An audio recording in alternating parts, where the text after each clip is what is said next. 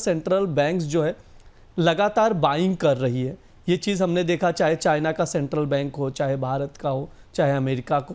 इस बाइंग को लेकर आपकी क्या राय है? क्या सर आने वाले समय पर अगर देखें तो ये बाइंग कंटिन्यू रहेगी या बाइंग और बढ़ती हुई दिखाई देगी? ये बाइंग मुझे लग रहा है कि कंटिन्यू रहने वाली है। जिस तरह से ग्लोबल टेंशन चल रहे हैं, जो भी कंट्री इस समय गोल्ड को बेचने के मूड में नहीं है, कोई भी सेंट्रल बैंक्स गोल्ड को बेचने का मूड में नहीं है, और आप और हम भी बिल्कुल भी गोल्ड को इस समय जो निवेश करके रखे हुए हैं वो भी बिल्कुल बेचने के मूड में नहीं है। तो आने वाले समय में डिमांड इसकी लगातार बढ़ती हुई नजर आएगी। बात करें तो ईटीएफ होल्डिंग की बात करें तो कहीं ना कहीं सिल्वर ट्रस्ट की होल्डिंग और गोल्ड एसपीडीआर की होल्डिंग, इसमें लगातार हमको बढ़त देखने को मिल रही है। तो कहीं ना कहीं गोल्ड के अंदर जो खरीदारी लगातार बनी हुई है, इसके कारण मुझे लगता है आने वाले टाइम में और इसके अंदर खरीदारी बढ़ सकती है। चाइना अभी गोल्ड की खरीदारी बंद नहीं करेगा, उसकी कंटिन्यूसली बाइंग रहेगी, और सेंट्रल बैंक्स की आने वाले टाइम में अभी और खरीदारी देखने को मिल सकती है। थोड़ा सा 1-2 महीने का स्लगिशनेस देखने को मिला था, लेकिन कहीं पे भी हमको सेलिंग मोड में कहीं पे भी कोई भी सेंट्रल बैंक नहीं दिखा है। ओवरऑल ट्रेंड पॉजिटिव रहने वाला है। तो जिस तरह से गोल्ड के अंदर बाइंग चल रही है और ग्लोबल टेंशंस हैं, इसकी वजह से गोल्ड के अंदर मुझे नरमी की कोई गुंजाइश नहीं दिखती। जी बिल्कुल। जिस हिसाब से आप देख रहे हैं सेंट्रल बैंक के जो आंकड़े हैं सर, ये आंकड़े भी काफ़ी कुछ कह रहे हैं जिस हिसाब से बाइंग दिख रही है यहाँ पर, क्योंकि लगातार यही सवाल उठ रहे थे कि ये बाइंग कंटिन्यू रह सकती है या नहीं। जो आंकड़े निकल कर आ रहे हैं वो कितने क्या कुछ कह रहे हैं, तो हम आपको बता देते हैं। अगर केंद्रीय बैंकों की गोल्ड खरीद की बात की जाए, अप्रैल मई जून ये 3 महीनों के आंकड़े हैं, आप देख सकते हैं स्क्रीन पर। अप्रैल में 12 टन सोना खरीदा गया सेंट्रल बैंक की ओर से, और मई में 20 टन, जून में 22 टन, यानी लगातार इजाफा देखने को मिला था और आगे आने वाले समय पर भी इजाफा देखने को मिलेगा, ये सर की राय है। अब इसके बाद ईटीएफ पर भी बातचीत कर लेते हैं, क्योंकि ईटीएफ को लेकर लगातार दर्शक जो हैं हमारे शोज़ में भी चर्चा करते हैं कि ईटीएफ को लेकर कैसे देख रहे हैं। तो ईटीएफ पर भी बातचीत करेंगे। स्क्रीन पर जो शो कर रहा है आप देख सकते हैं, होल्डिंग्स है सेंट्रल बैंक्स की। अब ईटीएफ की ओर रुख कर लेते हैं। सर आपसे मैं राय जानना चाहूँगा, ईटीएफ पर बार बार बातचीत होती है, निवेशक भी पूछते हैं क्या मुझे ईटीएफ में निवेश करना चाहिए, क्या अभी ईटीएफ बाय करके चल सकते हैं, ये कितना सेफ है, लगातार सवाल पूछे जाते हैं। इसके अलावा ईटीएफ्स में जो होल्डिंग्स है वो लगातार बढ़ाई जा रही है निवेशकों की ओर से। सर कैसे देखते हैं ईटीएफ्स को? सबसे पहले मैं आपसे बेसिक समझना चाहूँगा कि क्या ये एक सेफ इन्वेस्टमेंट हो सकता है? निवेशक का ये अक्सर सवाल रहता है, किस रेंज में गोल्ड सिल्वर सिप करके चल सकते हैं इसमें ईटीएफ में, क्या राय देंगे सर ओवरऑल? बिल्कुल। सबसे एक पहली जो मेरी लाइन रहेगी, बिल्कुल ईटीएफ सेफ है और ईटीएफ के थ्रू आप निवेश करके चल सकते हैं। इसका मतलब क्या है? इन्वेस्टर सबसे ज्यादा अगर देखा जाए तो ईटीएफ की यूनिट्स इस समय खरीद रहे हैं। अगर मैं गोल्ड होल्डिंग की बात करूं तो सिर्फ एसपीडीआर के अंदर 960 टन से ज्यादा की इस समय खरीदी है, और अगर होल्डिंग की बात करूं सिल्वर के अंदर तो 15,000 टन से ऊपर की खरीदी है। ईटीएफ को भी गोल्ड खरीदना होता है। अगर आप ईटीएफ के यूनिट्स खरीद रहे हैं तो डेफिनेटली उन यूनिट्स को खरीदने के लिए जो ईटीएफ को फिजिकल गोल्ड और फिजिकल सिल्वर बाय करनी पड़ती है, उसका रिजल्ट क्या होता है? डिमांड बढ़ती है और मार्केट में अक्सर प्राइस जो ऊपर रहते हैं। तो मतलब ये है कि अगर आप ईटीएफ की यूनिट्स खरीद रहे हैं तो जो ईटीएफ के जो होल्डर्स हैं, जो ईटीएफ फंड्स हैं, मैनेजर्स हैं, उनको भी गोल्ड को फिजिकल मार्केट में परचेज करना पड़ता है। वो एक बहुत ज्यादा जरूरी है क्योंकि उनको भी अपनी हेजिंग करनी होती है। तो ईटीएफ बहुत सेफ है। अगर डिमांड बढ़ती है तो डेफिनेटली इसके प्राइसेस ऊपर ही रहने वाले हैं। और जैसे जैसे अभी ईटीएफ के ऊपर लोगों का रुझान बढ़ रहा है, नजरिया बदल रहा है और कहीं ना कहीं इंटरेस्ट डेवलप हो रहा है, तो एक मुझे लग रहा है कि आने वाले टाइम में ये पैसा अभी और इन्वेस्ट होगा फिजिकल गोल्ड और फिजिकल सिल्वर के अंदर। डेफिनेटली आने वाले टाइम में और ज्यादा बाइंग हमको नजर आएगी ईटीएफ के थ्रू। जी बिल्कुल। ईटीएफ के जो आंकड़े कह रहे हैं, वैश्विक जो गोल्ड होल्डिंग है, WGC की रिपोर्ट है, उसके अनुसार अगर देखें मई जून जुलाई 3 महीनों के आंकड़े हैं, आप स्क्रीन पर देख सकते हैं। लगातार होल्डिंग्स में इजाफा दिखाई दिया है। अगर बात करें मई की तो 3541 टन की होल्डिंग यहाँ पर गोल्ड ईटीएफ में दिखाई दी है। जून में जो बढ़कर हुई है 3616 टन यहाँ पर, यानी इजाफा देख सकते हैं आप स्क्रीन पर शो कर रहा है। अगर जुलाई महीने की बात करें तो यहाँ पर भी गोल्ड ईटीएफ्स की होल्डिंग में जो वैश्विक नज़रिए से अगर देखें तो इजाफा दिखा है 3639 टन यहाँ पर नज़र आ रहा है। आंकड़े आप सबके सामने, इसी से आप लोग अंदाज़ा लगा सकते हैं कि लगातार गोल्ड ईटीएफ में जो निवेश है बढ़ता हुआ नज़र आ रहा है। अब गोल्ड और सिल्वर के चार्ट को भी समझ लेते हैं। सबसे पहले अंकित सर के पास चलते हैं। जिस तरह से सर गोल्ड को लेकर निकल कर आ रहा है, कल एक चार्ट भी आपने शेयर किया था, उस पर हम लोग ने थोड़ा सा देखा भी। उस चार्ट को लेकर आप कैसे देख रहे हैं गोल्ड के प्राइजेस के मूवमेंट्स को? गोल्ड के प्राइसेस के मूवमेंट्स अगर देखा जाए तो काफी एक स्लगिश बना हुआ है। कॉमेक्स गोल्ड की अगर बात करें तो 30 से लेके 3250 का एक मेजर सपोर्ट बना हुआ है, और रेजिस्टेंस वही बात करें तो $3450 का बना हुआ है।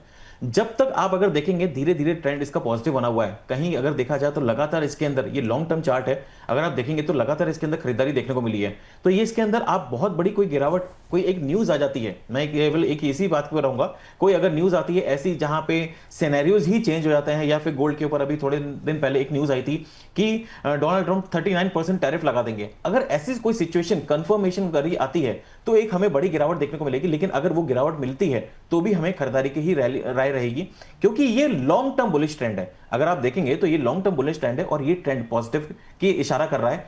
इसमें गिरावट या फिर कोई पैनिक वाली चीज अगर आती भी है तो केवल सडन होगी, एक टाइम स्पैन के लिए होगी, लेकिन वापस से जिस गिरावट आएगी उसके बाद में खरीदारी वापस देखने को मिलेगी। लेकिन जिस तरह का ट्रेंड इसके अंदर पॉजिटिव है, मुझे लग रहा है कि आने वाले टाइम में यही ट्रेंड पॉजिटिव रहने वाला है।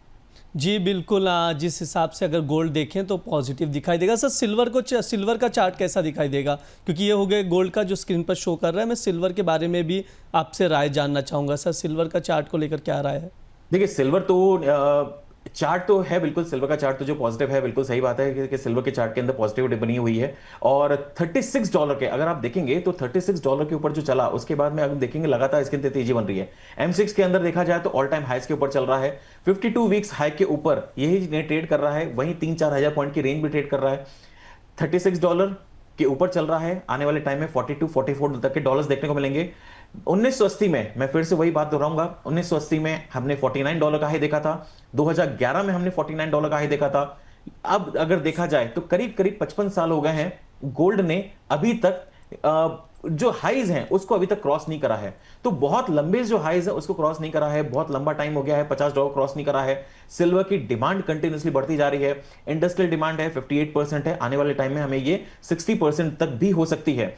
और एक बहुत अच्छी चीज है कि अब ज्वेलरी में भी सिल्वर की डिमांड बढ़ती हुई नजर आ रही है, तो आने वाले टाइम में सिल्वर एक काफी अच्छी होल्डिंग हो सकती है। गोल्ड सिल्वर रेशियो की थोड़ी देर पहले हमने बात करी है कि जहां पे गोल्ड सिल्वर रेशियो 92, 93, 94 के आसपास ट्रेड करता था, और इसका जो एवरेज है वो 80 to 70 के आसपास, अगर मैं 10 साल का 20 साल का एवरेज लूं तो 70 से 60 की रेंज में जो है वो एक इसका एवरेज रहा है। तो वो एवरेज के बीच में भी कहीं ना कहीं आएगा, तो इस लिहाज से भी मुझे सिल्वर के अंदर एक काफी अच्छी तेजी देखने को मिल रही है। मुझे लगता है कि आने वाले टाइम में सिल्वर एक अच्छा खासा ट्रेंड पॉजिटिव का बनाएगा और एक अच्छा बुल रन हमको सिल्वर के अंदर देखने को मिलेगा। जी बिल्कुल, सिल्वर के अंदर भी एक अच्छा बुल रन देखने को मिलेगा, गोल्ड के अंदर भी अपसाइड देखने को मिलेगी।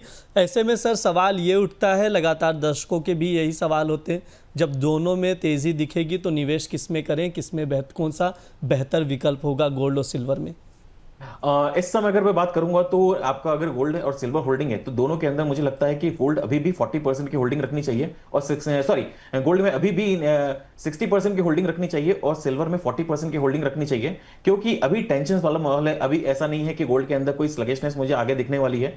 मुझे लग रहा है कि जो $1800 से $3500 की रैली चली है उसके बाद 4 महीने करीब करीब हो गए हैं और हम रेंज में ट्रेड करते हुए देख रहे हैं। पहले ये रेंज $3200 से $3500 की थी, आज जो ये रेंज है वो $3280 से लेके कहीं ना कहीं $3420 की रेंज में बन गई है। तो धीरे धीरे ये श्रिंक होता हुआ जा रहा है, तो ये ट्रायंगल पैटर्न बना रहा है। जो चार्ट को समझते हैं वो ज्यादा बेटर तरीके से समझ पाएंगे कि ये ट्रायंगल पैटर्न बना रहा है, और ट्रायंगल पैटर्न बनाते बनाते अब इसके अंदर ब्रेकआउट्स हमको देखने को मिलेंगे। तो कॉमेक्स गोल्ड के अंदर अगर $3450 के ऊपर चलता है तो बहुत जल्दी $3800 और $3900 तक के भी टारगेट्स हमको देखने को मिलेंगे। लॉन्ग टर्म की अगर बात करें तो हो सकता है कि ये $4500 को भी क्रॉस कर जाए तो कोई मुझे आश्चर्य नहीं होगा। और अगर लोग चाहते हैं कि ETF के थ्रू होल्ड करें तो ETF के होल्ड करने के बेनिफिट्स बहुत सारे हैं। सबसे पहला, आपको स्टोरेज की टेंशन नहीं है। दूसरा, आपको लिक्विडिटी काफी हाई मिलती है। क्यों? क्योंकि आप मार्केट एक्सेस में जैसे शेयर्स के अंदर ट्रेड करते हैं वैसे इसके अंदर भी ट्रेड कर सकते हैं। प्राइसिंग आपको ट्रांसपेरेंट मिलेगी, ये डायरेक्टली स्पॉट मार्केट और फ्यूचर मार्केट के साथ में लिंक होता है।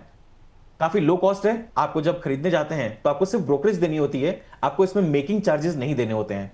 और सबसे बड़ी चीज इसके अंदर है कि आपको डाइवर्सिफिकेशन बहुत इजीली तरीके से मिल जाता है, और अगर इसको आप लॉन्ग टर्म में रखते हैं, 3 साल के ऊपर अगर रखते हैं तो आपको टैक्स बेनिफिट्स भी मिलते हैं। जी बिल्कुल, यहाँ पर देख सकते हैं गोल्ड सिल्वर में दोनों बेहतर रिटर्न मिलने की संभावना यहाँ पर नज़र आ रही। ईटीएफ में सर की ओर से निवेश की भी सलाह दी जा रही है। सर सिल्वर हॉल मार्किंग का भी जिक्र हो रहा था काफ़ी समय से कि 1 सितंबर से सिल्वर की भी हॉल मार्किंग शुरू हो जाएगी, जिससे मिलावटी और जो नकली सिल्वर होते थे उस पर कुछ लगाम लगने की यहाँ पर मतलब लगाम लगती हुई दिखाई देगी। सर क्या राय रखते हैं सिल्वर हॉल मार्किंग को लेकर, कितना इम्पैक्ट पड़ने वाला है? हॉल मार्किंग को लेकर स्पेशली आप क्या राय रखते हैं? एक तो सिल्वर हॉल मार्किंग की जरूरत इसलिए पड़ी क्योंकि आज की तारीख में सिल्वर बहुत महंगी हो गई है।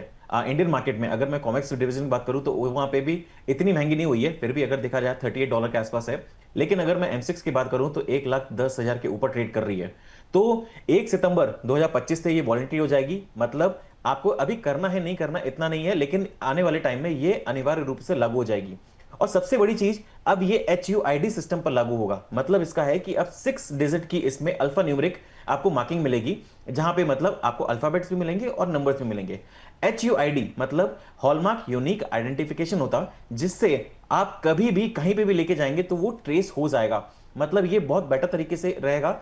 आपको सबसे बड़ी चीज इसमें चीज मिलेगी वो प्योरिटी है। इसमें अब आपको प्योरिटी मिलेगी। अगर आपको हॉल मार्किंग मिली हुई सिल्वर है तो उसमें प्योरिटी मिलेगी। इसके 6 इन्होंने ग्रेड दी हुई हैं, जो है स्टार्ट होती है 9 to 5, मतलब 92.5% प्योरिटी, उसके बाद 90% प्योरिटी, उसके बाद अगर देखा जाए तो 97 और 99% प्योरिटी तो ऑलरेडी है ही, लेकिन 80 और 83.5% प्योरिटी भी यहां पे मार्केट के अंदर लॉन्च करी गई है।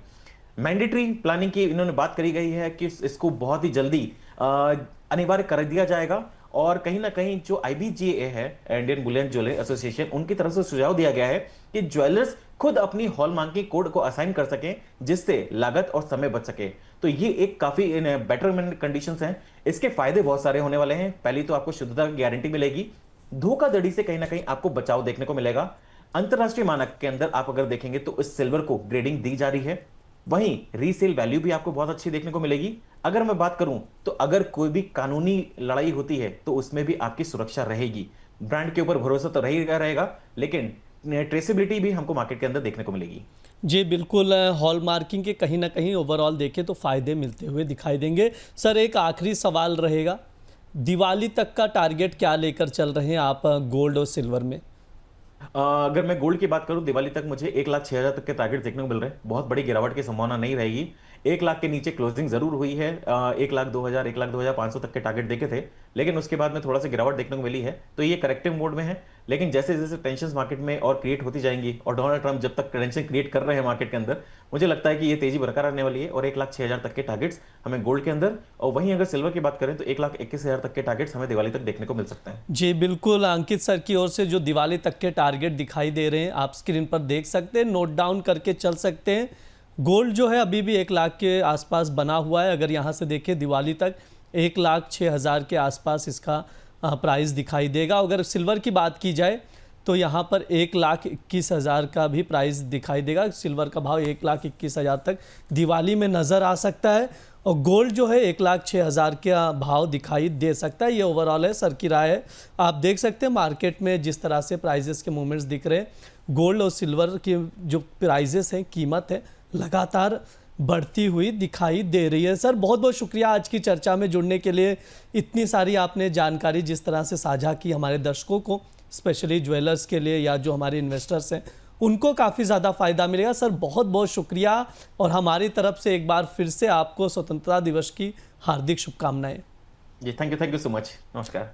जी बिल्कुल, ये हमारा स्पेशल सेगमेंट था, स्पेशल शो था गोल्ड सिल्वर पर, जिस पर हमने विस्तार से बातचीत की। लगातार ये वीडियोस आप तक पहुंचेगा।